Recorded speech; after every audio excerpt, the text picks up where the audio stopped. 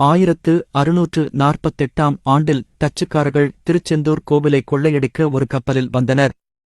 திருச்செந்தூரின் மையப்பகுதியில் உள்ள சிவன் கோவிலின் மதிப்புமிக்க பொருட்களை எடுத்துச் சென்ற பின்னர் அவர்கள் முருகன் கோவிலுக்குள் நுழைந்தனர். அங்கு அவர்கள் சண்முகர் சிலையைக் கண்டனர். அந்த சிலை தங்கத்தால் ஆனது என்று நினைத்து அதை எடுத்துச் சென்றனர்.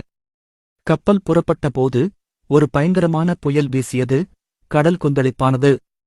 கப்பலின் தலைவரின் அறிவுறுத்தலின்படி டச்சு கடற்கொள்ளையர்கள் திருநல்லூரில் இருந்து எடுத்த நடராஜர் சிலைகளையும் திருச்செந்தூரிலிருந்து எடுத்த சண்முகர் சிலையையும் கயிறுகளால் கட்டி கப்பலை ஆபத்தான முடிவிலிருந்து பாதுகாக்க நங்கூரங்களாக கடலில் வீசினர். புயல் தணிந்ததும் சிலைகளை இழுக்க முயன்றனர்.